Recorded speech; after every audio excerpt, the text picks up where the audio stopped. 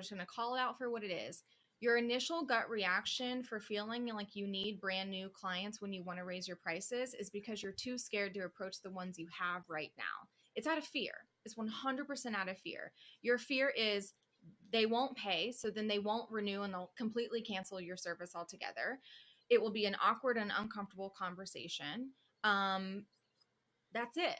Those are the things that could happen, right? If we outline the like worst case scenarios here.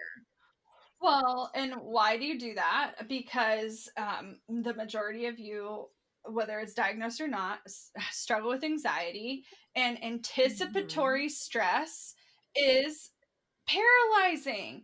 And we have to be willing to look at it and like understand that part of our fear is like literally fight or flight based, like it's like in your body. And so when you have responses that are gut wrenching or like make your heart accelerate or like give you all these thoughts and feelings, our first reaction is to just avoid them.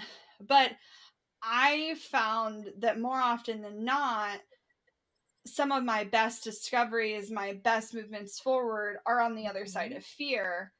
And we associate fear with danger, but fear can also correlate to bravery.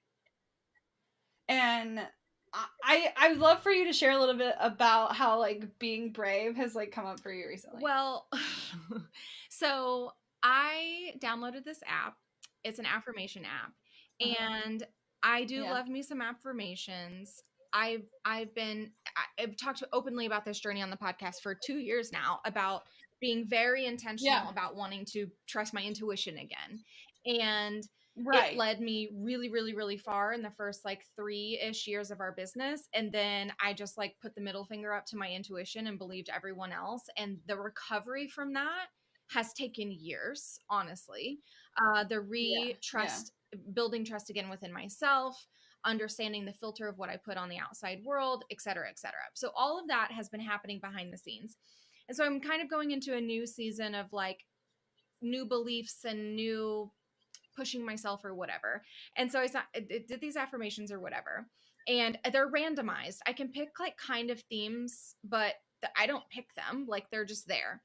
And any single time I would look at these affirmations, like it would actually call my attention to it, or I would be scrolling Instagram and I would see something that would catch my eye, or I got served this TikTok or whatever, or a passage in a book, like not even business related, was about bravery. Every single thing was about being brave. And it was talking about how like basically whatever you're going through right now, like you are being asked to be brave in a way that you never have before, and you're not quite there yet. Like you haven't done the brave thing yet. And I'm like, God damn it.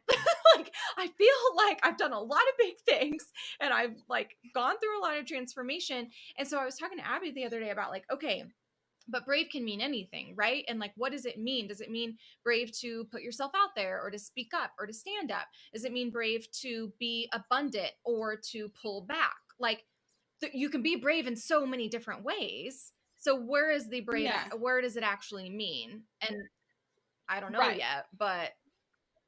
Well, and I think that's all of that to say, you're going to face choices inside your company, regardless of if you even view it as a company yet. Okay. Like your business, the things you're doing, the thing you're doing for money at this point, whether it's on the side or not, you are going to face choices.